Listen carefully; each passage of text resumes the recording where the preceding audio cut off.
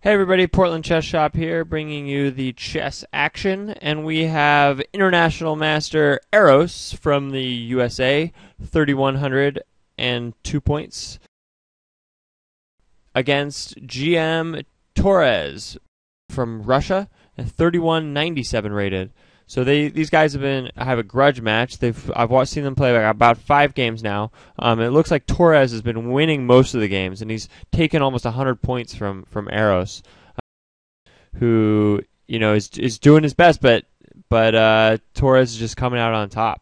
So we'll see how these next games go. In this position, this knight is pretty strong, and so Eros has just moved his knight to try to trade the knights, but Torres has decided to retreat his knight.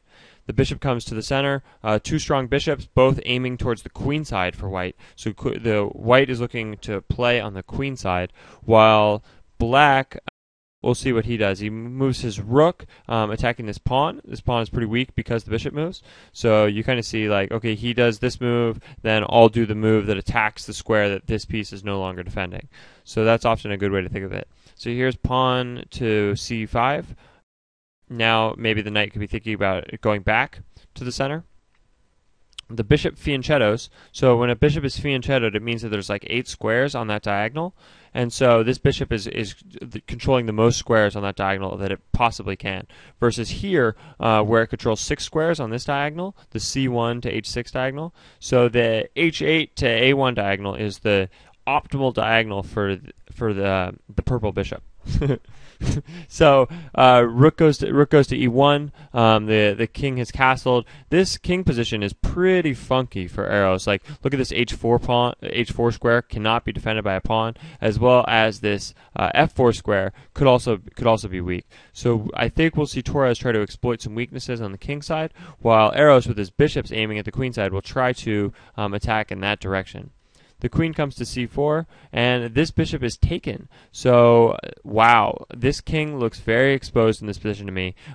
Torres immediately plays e4, which looks like could be a powerful move, opening up lines.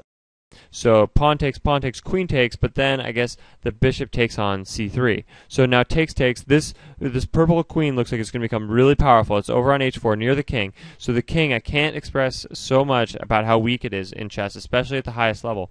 So here the king he's threatening queen takes g4. This piece can't really retreat because it has to defend this diagonal. White decides to try to sacrifice a pawn in order to try to defend. Now the queen defends this square, but this queen is totally overworked, and white just gives up in this position. He knows that it is a GG situation.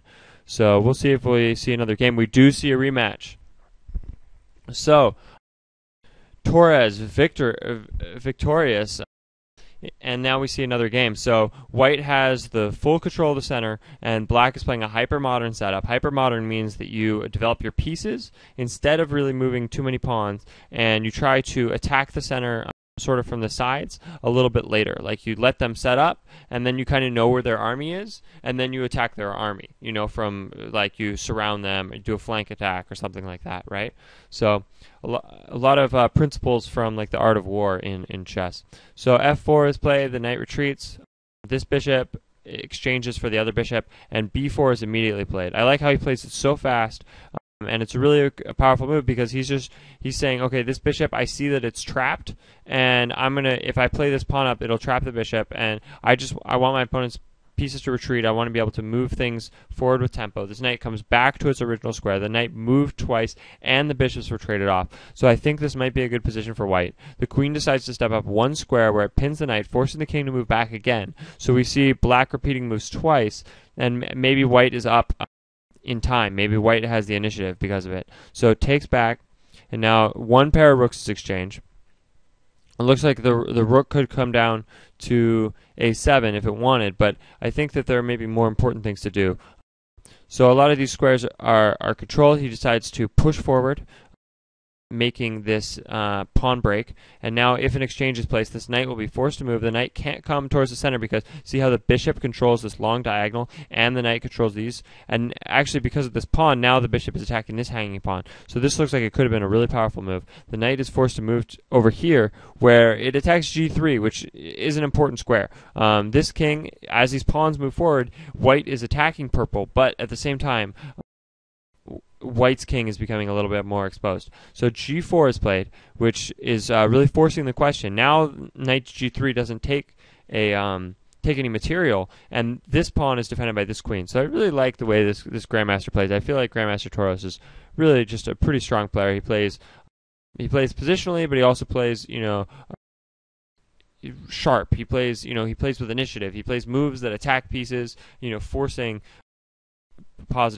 favorable continuations. So the knight retreats here. Now the knight retreats again. If the queen takes, the knight can take back.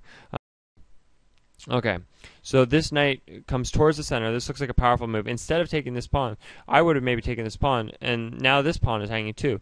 So kind of an interesting decision by white to move forward. Oh, but I guess part of the idea behind it was that this knight check here would be way too powerful because the purple's king is exposed, and then he could take the rook, or in some cases take the bishop if the bishop hadn't taken on b5 already. So this is another example of him just moving forward and using the initiative, creating a threat with every move.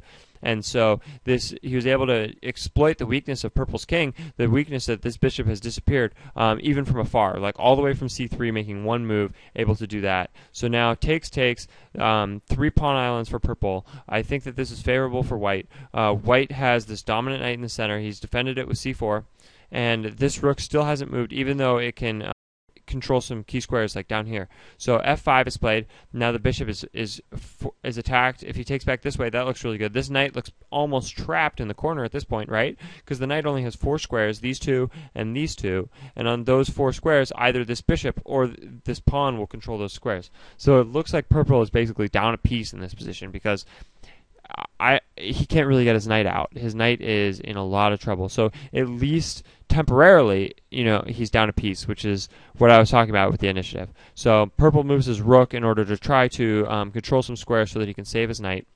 The rook comes down, attacking f7, and the game is just over. So purple gives up in this position. A game of chess is like a sword fight.